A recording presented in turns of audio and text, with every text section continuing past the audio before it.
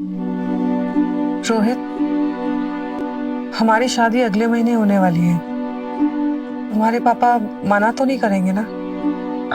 अरे शादी तो उन्होंने तय की है ना, तो मना क्यों करेंगे? हाँ, शादी उन्होंने तय की है, लेकिन दहेज की भी तो बात हुई है ना। अब माँ ने तय तो किया है 30 लाख रुपए देना, लेकिन एक प्रॉब्लम है। कैसी प्रॉब्लम? एक्चुअली माँ जिस फ्लैट को बेच के 30 लाख रुपए देने वाली थी ना, अब उस फ्लैट को बेचने से सोसाइटी ने रोक लगा दी है। अब इस मामले को सेटल होने में कम से कम 2-3 महीने तो लगेंगे। लेकिन हमारी शादी तो अगले महीने की 20 तारीख को है।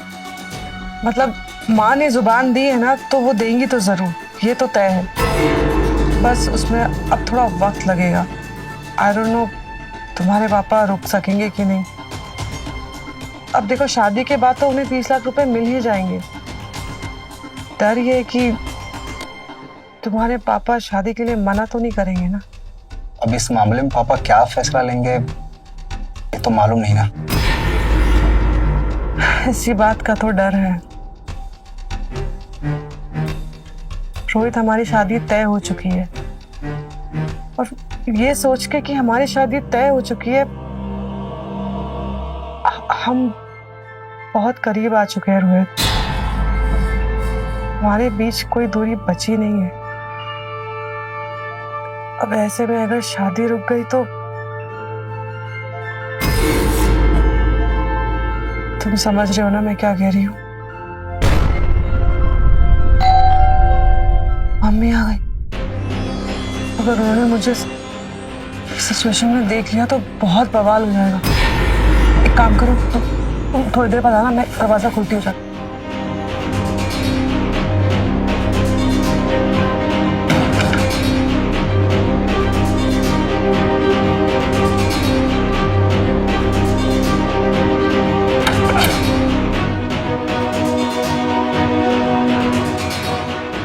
मम्मी मम्मी मम्मी, आप रोहित के पापा से मिलने गई थी क्या? हाँ, उन्हीं से मिलकर आ रही हूँ।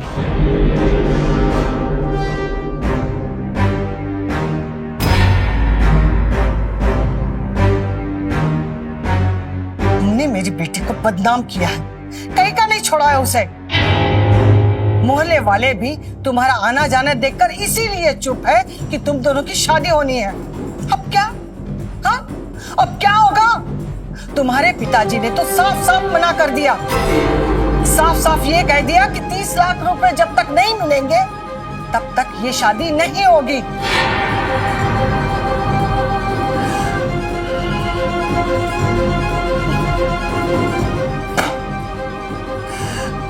जब तक उस फ्लैट का मामला अदालत में सेटल नहीं होता तब तक फ्लैट नहीं बिकेगा।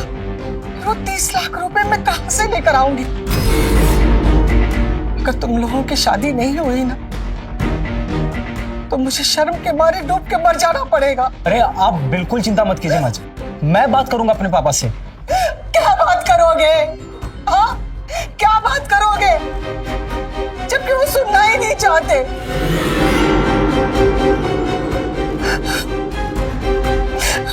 मुझे ये सोचकर परेशानी हो रही है कि मैंने तुम लोगों को आजादी दी ही क्यों? मैंने गलती की मैंने तुम दोनों को आजादी देकर। माँ, अगर ये शादी नहीं हुई ना तो मैं जान दे दूंगी। सुसाइड नोट लिखकर जाऊंगी मैं, और ये भी लिखूंगी कि तुम्हारी वजह से बदनाम हुई हूं मैं, तुम्हारी वजह से।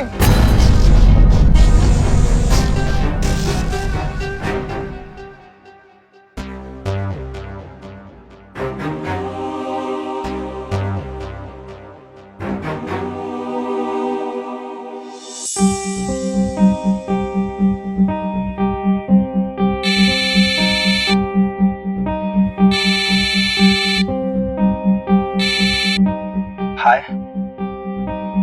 मैं जानता हूँ कि यार मेरे पापा शादी के लिए मान नहीं रहे हैं, लेकिन तुम क्यों परेशान हो रही हो?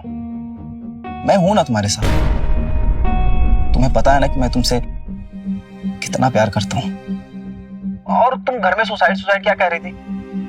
अगर तुम्हें कुछ हो जाएगा तो तुमने कभी सोचा है कि मेरा क्या होगा? यार देखो, रो मत, कुछ बोलो ना, कुछ बोलो ना प्लीज। ऐसे ऐसे मैं और परेशान हो जाऊंगा। प्लीज कुछ बोलो। देखो,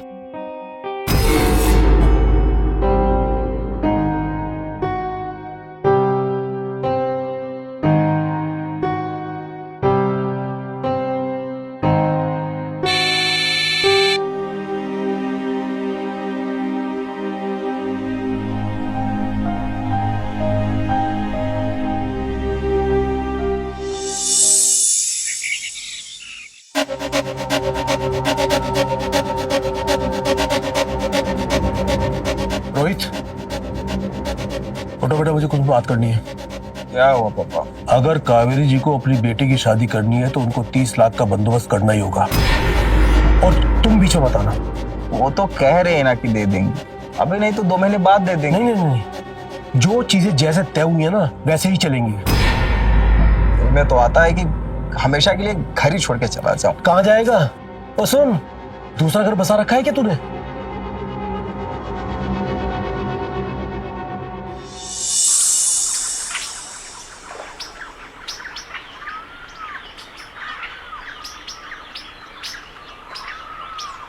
धीरेन्द्र जी इतने अड़ियल होंगे ये मैंने कभी सोचा ही नहीं था।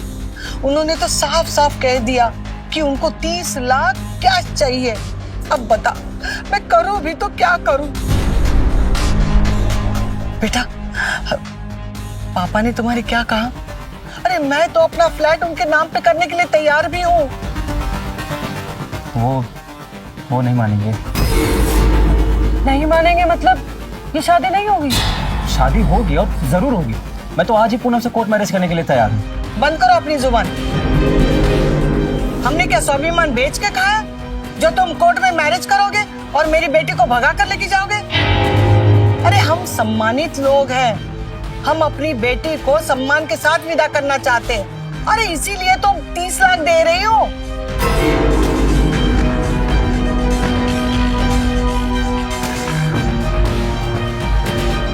माँ, अगर कोई रास्ता नहीं मिल रहा है तो रोहित की बात मान लीजिए ना। खबरदार जो तूने ऐसा सोचा भी तो।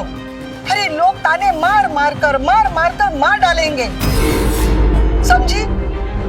मैं चाहती हूँ कि मेरी बेटी भी मेरी तरह सर उठाकर सम्मान के साथ जिए।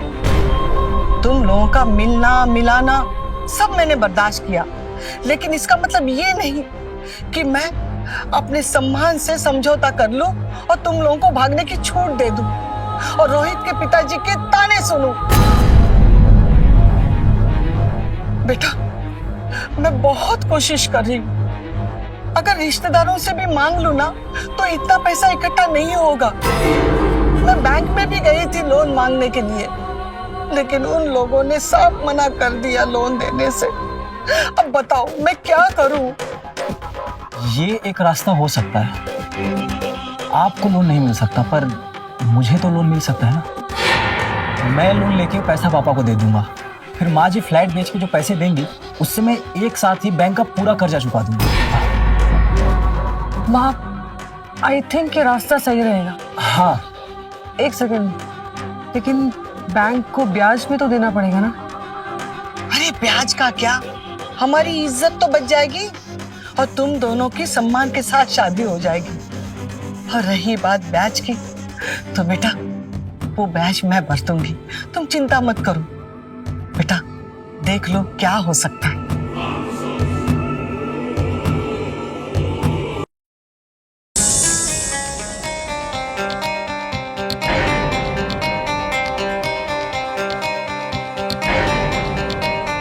साहब का चेकअप हो गया? हाँ, तुम्हारे साहब बिल्कुल ठीक है, बस इनके खाने पीने का जरा ज्यादा ध्यान रखना। जी। रोहित आया क्या? हाँ, वो बहुत देर पहले आ गए थे, अपने कमरे में लैपटॉप पर कुछ काम कर रहे हैं। ठीक है कन्हैया, तुम जाओ। चलती हूँ। बाय।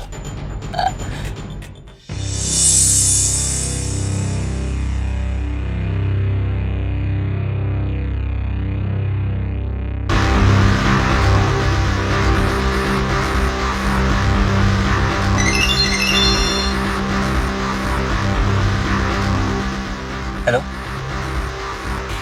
हाँ, वो मैंने लोन के लिए ऑनलाइन अप्लाई कर दिया, लोन प्रोसेस में है। हाँ, 1 हफ्ते के अंदर ही लोन मिल जाएगा। ठीक है। अरे मैं तुमसे प्यार करता हूँ बाबा, अब तुम्हारे लिए इतना भी नहीं कर सकता क्या? ठीक है, टेक केयर, बाय।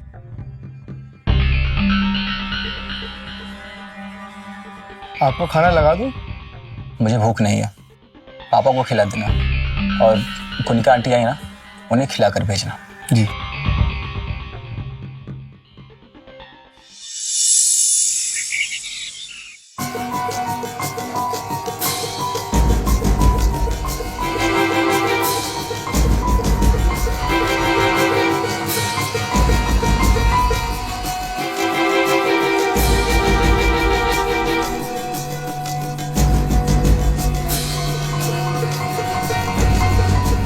रोहित का फोन स्विच ऑफ क्यों आ रहा है?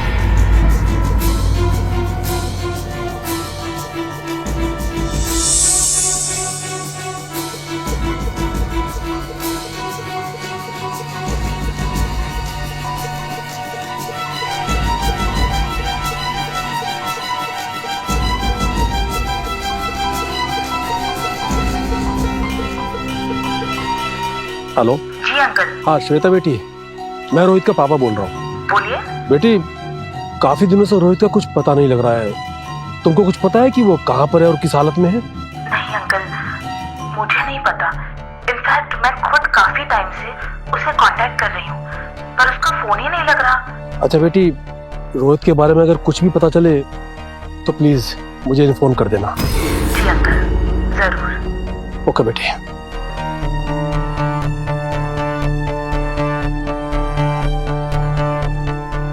कन्हैया, कन्हैया,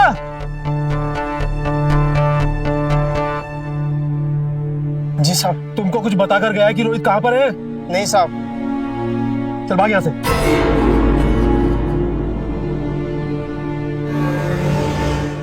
क्या हो गया? इतने नाराज क्यों हो रहे हो? शांत हो जाओ ना।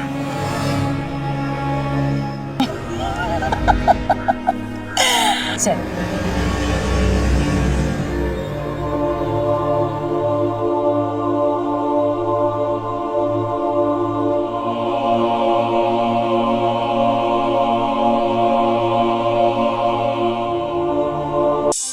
कावेरी, कावेरी, क्यों चिल्ला रहे? हाँ? मेरा बेटा रोहित कहाँ पर है? मेरी शादी से इनकार करने के बाद उसके पास एक ही रास्ता था, घर से भागने का, और मैं जानता हूँ घर से भागने में तुमने उसकी मदद की है।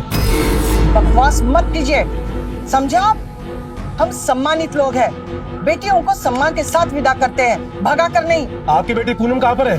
मैं उससे मिलना चाहता हूँ। आइए, मैं आपको पूनम से मिलवाती हूँ। आइए। पूनम, पूनम, बाहर आओ। आई माँ।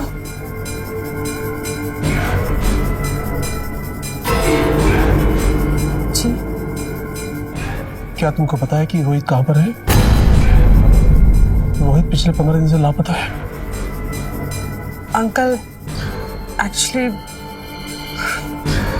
रोहित मुझसे कोर्ट मैरिज करना चाहता था, और हमने डिसाइड किया था कि हम ये शहर छोड़ के कहीं और चले जाएंगे, लेकिन माँ ने उसे बहुत डांटा और मुझे भी समझाया।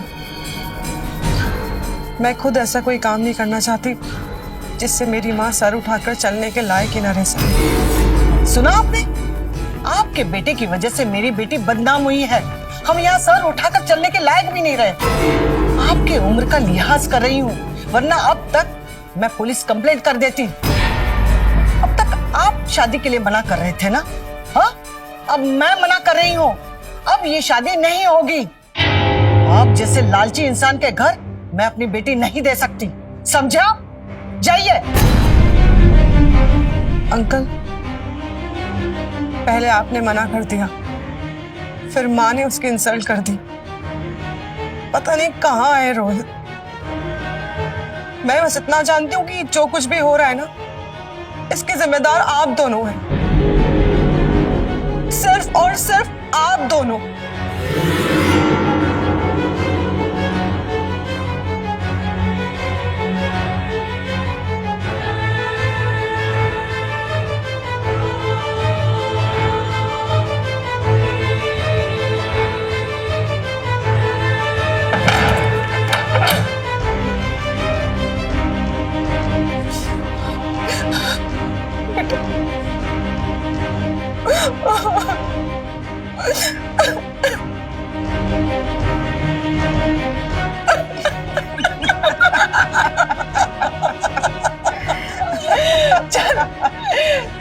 मामला खत्म हो गया।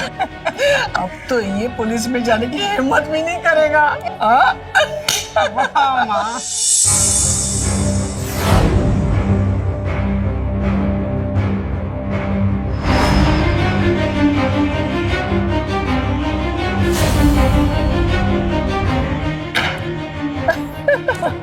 आओ बहना आओ। ये रोहित का बाप तो हमें माँ बेटी समझ रहा है, उसे पता ही नहीं है हम दोनों में कोई रिश्ता है ही नहीं। ये तो सिर्फ 30 लाख रुपयों के लिए हो रहा है। रोहित जैसे लड़कों को बेवकूफ बनाना तो कोई तुमसे सीखे। well, और ऐसे लोग तो बेवकूफ बन ही जाते हैं। तुम्हें पता है ये हमारा 5वां शिकार है।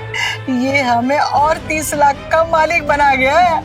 पता है बहना, अच्छे से पता है। अरे उस दिन रोहित ने मुझे फोन किया और बोलने लगा कि मैंने ना लोन के जो कैश है ना पैसे वो अरेंज कर दिए हैं, लेकिन कैश थोड़ा सा मुश्किल है। मैंने उसे बोला, समझाया। मैंने कहा देख चाहिए तो कैश ही। मुझे लगा कि ठीक है बोल दिया तो कल वल तक अरेंज कर देगा। आप बिलीव नहीं करोगे, उसने उसी रात लोन के 30 लाख रुपए कैश लेकर आया। वो उसने कहाँ से अरेंज किए पता नहीं। अनबिलीवेबल। चलो बहना जरा इनकी खुशबू तो ले। हाँ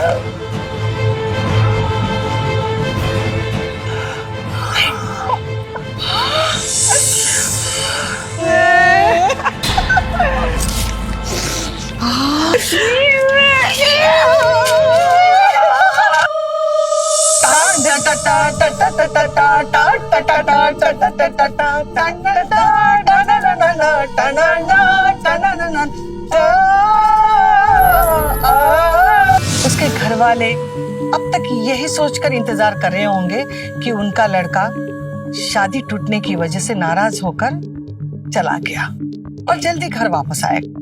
अब आप इतना बड़ा घर किराए पर लेते भी तो इसीलिए है ताकि बड़े घर के लड़कों को शिकार बनाया जा सके।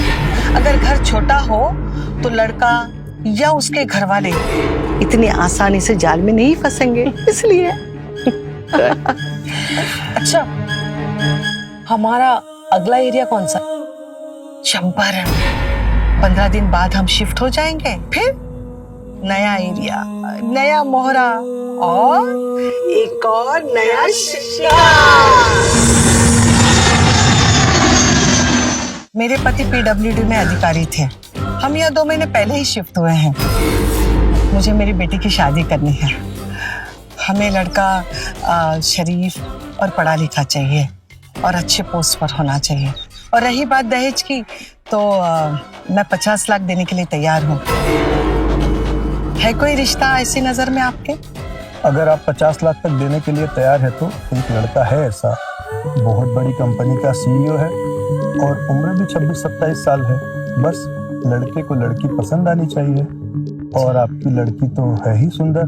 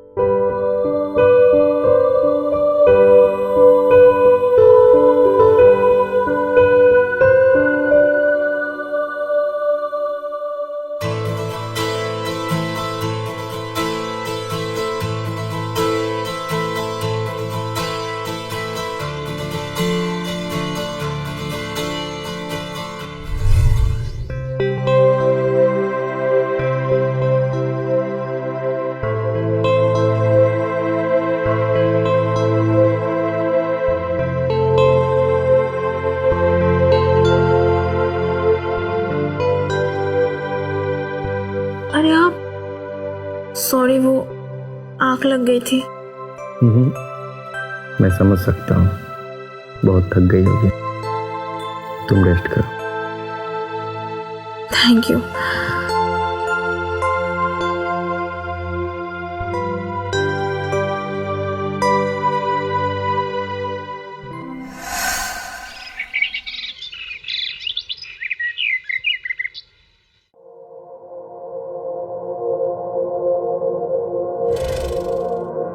अरे बेटा, तुम्हारा घूंघट क्या हुआ? तेरी माँ ने तुझे कुछ नहीं सिखाया है, या वो भी तेरे जैसी ही बेशरम है?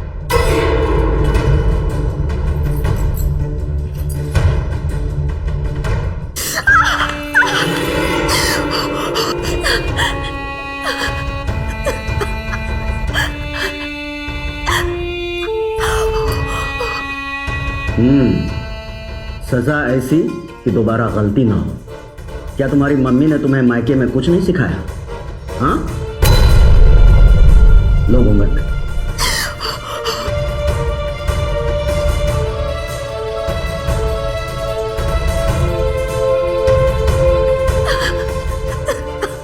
क्या भाभी, आंखें क्या मायके में छोड़ आई हो?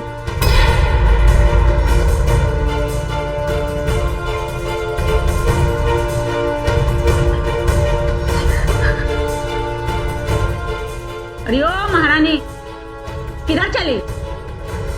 सबको नाश्ता करवा के जा और घूंघट ले घूंघट।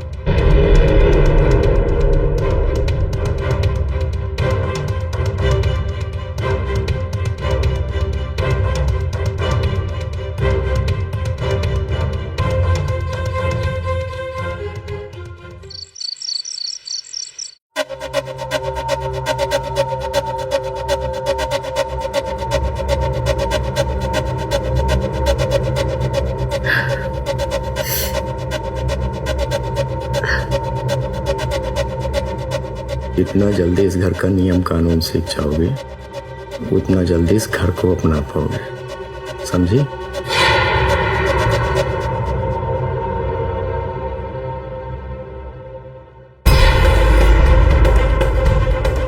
देखो, मेरे पास टाइम नहीं है और मेरा रात बर्बाद मत करो, समझी?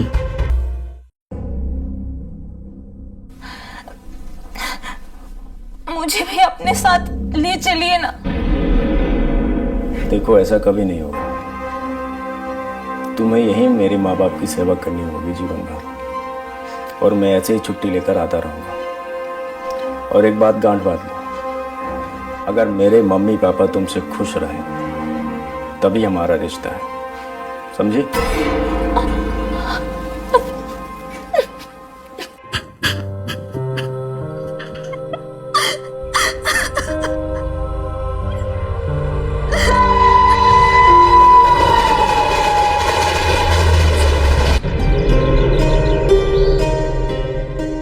कब तक तड़पता रहेगा? ये दरवानी छोड़ और सीधा घुस उसके घर के अंदर और बात कर उसके बाप से। अबे तुझे सब आसान लगता है। अबे 1 महीना हुआ मुझे अभी यहाँ आए हुए। अगर मैं अंदर घुसा ना तो जिंदा वापस नहीं आऊंगा। तू जानता है उसके बाप को क्या है? हिटलर है। मैं अंदर गया ना, मेरी पूरी बात सुने बिना मुझे गोली मार देगा। हाँ तो जी ले अकेले, क्योंकि पूर्वी तो तुझे मिलने से नहीं। अबे प्यार भी करता और डरता भी है। हाँ भाई, मैं डरता हूँ। ऐसे बहादुर बन के मरने से ना अच्छा है कि मैं जिंदा रह लूं। तुमसे नहीं होगा भाई, छोड़ दे, भूल जा। चल अब ज्यादा बकवास मत कर। एक काम करते, फिर कभी आते हैं ना, फिर सीधा पूर्वी के रूम में घुसेंगे। अभी चल चल ना।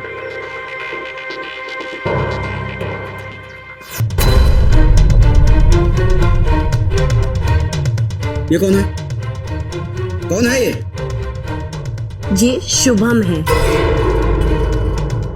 शुभम है? अरे सुनती हो बिमला?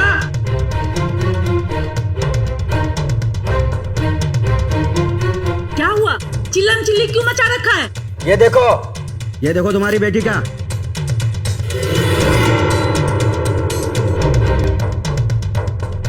हे राम, कलमुही, हरामखोर, खुल्लम खुल्ला खानदान का नाक कटवा रही है तू। प्यार किया है, कोई पाप नहीं किया है, और शादी भी उसी से करूंगी। चल, क्या करे आप? तू चुप कर बहू, तू नहीं बोलेगी। आज के बाद तू घर के बाहर कदम तक नहीं रखेगी। चल चल, तुझे बता। चल अंदर, चल। समझा के रखो इसे। आज के बाद ऐसा होना नहीं चाहिए। इस कमीने को तो मैं छोड़ूंगा नहीं, कभी नहीं छोड़ूंगा उसे। पूर्वी, पूर्वी किधर हो? पूर्वी, तेरी इतनी हिम्मत कि तू आज मेरे घर तक आ गया। अंकल इसकी बात मत सुनो।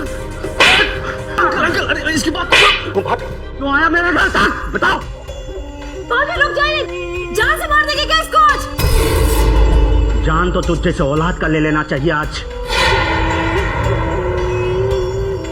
लेकिन मेरी एक बात तुम सब लोग कान खोलकर सुन लो, एक ना एक दिन पूर्वी को मैं इस घर से लेकर जाऊंगा, चाहे मुझे किसी की जान क्यों ना लेनी पड़े। शुभम तू चलो अभी चलो।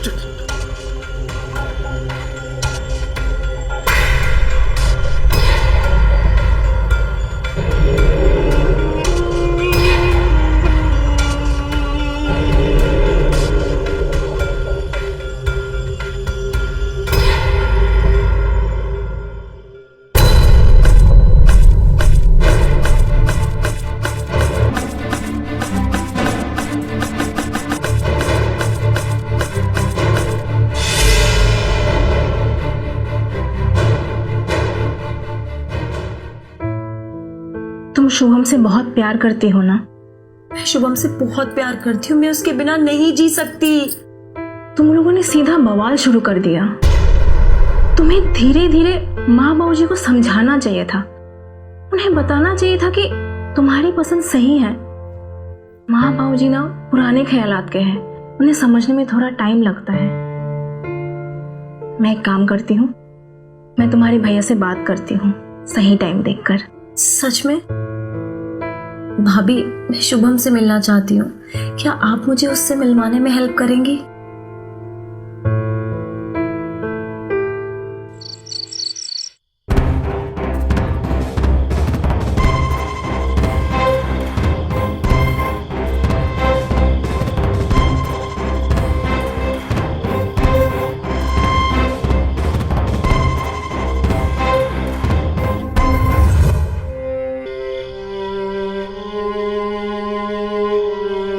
अरे मेरी जान। रुको रुको रुको, ये सब गलत है, ये सब शादी के बाद करेंगे। अरे कुछ गलत नहीं है, प्लीज आज मुझे मत रोको।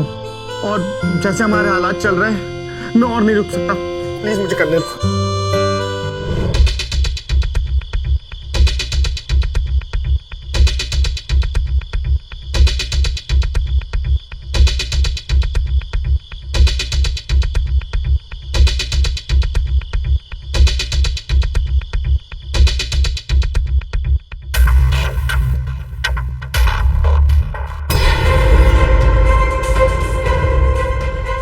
बाहर आइए, देखिए इतनी रात को कलमुही कहां से मुंह काला करवा के आ रही है।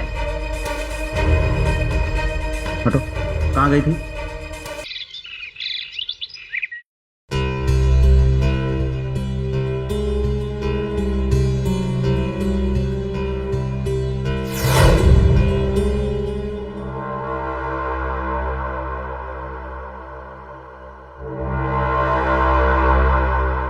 पूर्वी, पूर्वी,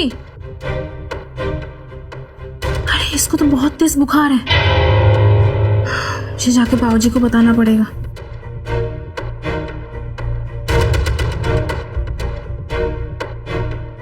बाबूजी, पूर्वी बहुत बीमार है और उसके सारे चोट भी उभर आए हैं। मर जाए वो, समझ लूंगा, मेरी कोई बेटी थी ही नहीं। डॉक्टर से दिखा दे, दवा दिला देना। बहू, घूंघट लेके जाना।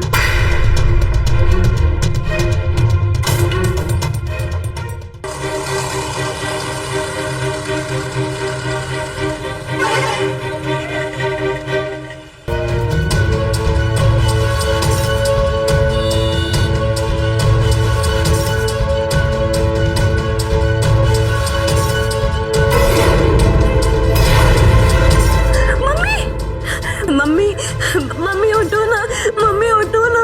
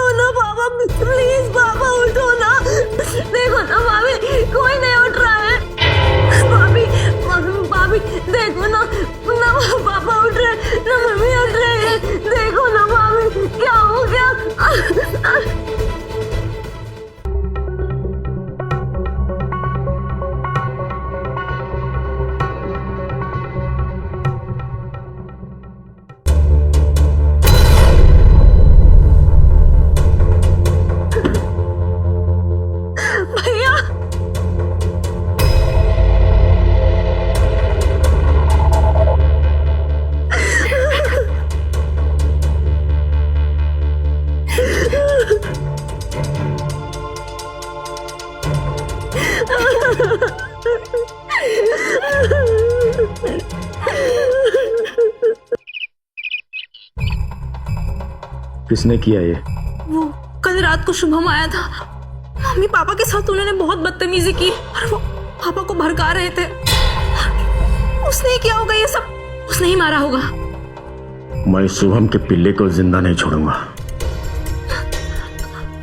अरे अरे सुनिए, कहाँ जा रहे हो आप? सुनिए सुनिए,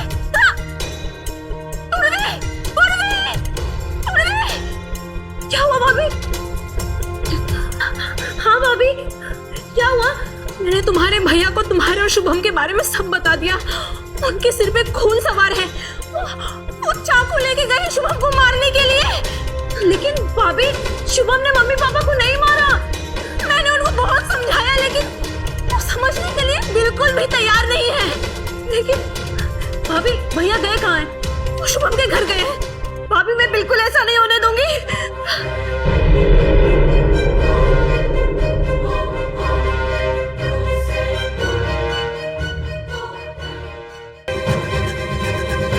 अरे भाई, अच्छा वो आप आ गई। आप अपने भैया को रोकिए, वो शुभम को मार डालेगा। क्या हुआ? अरे उसे कोई गलत फहमी हो गई कि शुभम ने आपके माँ बाप को मारा है। हाँ लेकिन ऐसा कुछ नहीं है, मैं उसे जानता हूँ। प्लीज प्लीज आप रुकिए प्लीज।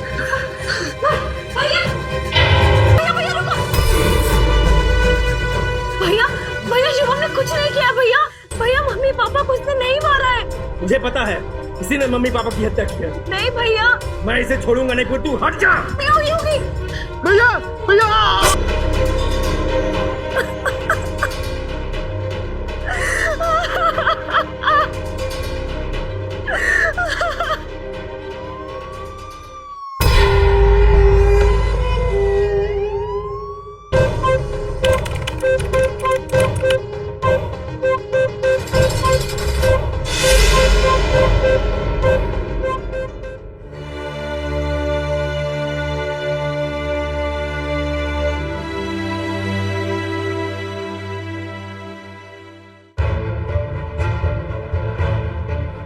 अरे मंडी, तुम तो शुभम के दोस्त हो। और तुम्हारा आशिक? कुछ दिन और नहीं रुक सकते थे क्या? नहीं यार, रुकता तो तड़प के मर जाता। तुम्हारी बहुत याद आती थी। जब छोड़ के गए थे तब याद नहीं आती थी? आती थी, लेकिन तुमने तो कहा था कि कोई रास्ता नहीं है। अब हमारे पास सिर्फ यही रास्ता है। देखो कोमल, तुम एक बात भूल रही हो। एक रास्ता इस गांव से दूर, बहुत दूर, शहर की ओर भी जाता है। भूल मैं नहीं तुम रहे हो। कोई भी रास्ता इतना दूर नहीं जाता जो मेरे घर वालों के पहुंच से बाहर हो। वही नया रास्ता बना रहा था मैं। रास्ता तुमने नहीं, हम दोनों ने मिलके बनाया है। मैं तुम्हारे भैया से बात करती हूँ सही टाइम देखकर। सच में मैं शुभम से मिलना चाहती हूँ। क्या आप मुझे उससे मिलवाने में हेल्प करेंगी? मैंने शुभम से दोस्ती की, मिसअंडरस्टैंडिंग क्रिएट किया। तुझे और तरफता नहीं देख सकता मैं। चल उसके घर में चौड़े से बैठेंगे और उसका हाथ मांगेंगे, और नहीं मिला तो छीन लेंगे। सही कह रहा भाई। किशोर के माँ बाप को मारा। नमस्कार। तुम अखबार पढ़ रहे हैं? अरे खबर तो अब छपेगी। तुम यहाँ क्या कर रहे हो? संस्कार नाम की चीज ही नहीं आपके पास? अपने बहू के पति के साथ तू तराक करके बात नहीं करते? पागल हो गया है क्या तुम? पागल हो गया हो मैं? पागल हो गया हो? तुम्हारी बहू के प्यार में पागल हो गया हूं मैं। दो हंसों का जोड़ा बिछुड़ गए हो रे, गजब भयो रामा, जुल्म भयो रे। ताकि शुभम का नाम आए और वो फंस जाए। लेकिन बताया तो मैंने ही था कि कब और कैसे मारना है। कल रात को शुभम आया था, उसने ही मारा होगा। मैंने तुम्हारे भैया को तुम्हारे और शुभम के बारे में सब बता दिया। वो चाकू लेके गए शुभम को मारने के लिए। भाभी मैं बिल्कुल ऐसा नहीं होने दूंगी। शेर और शिकारी दोनों को भेज दिया। अब आगे तुम देख लो।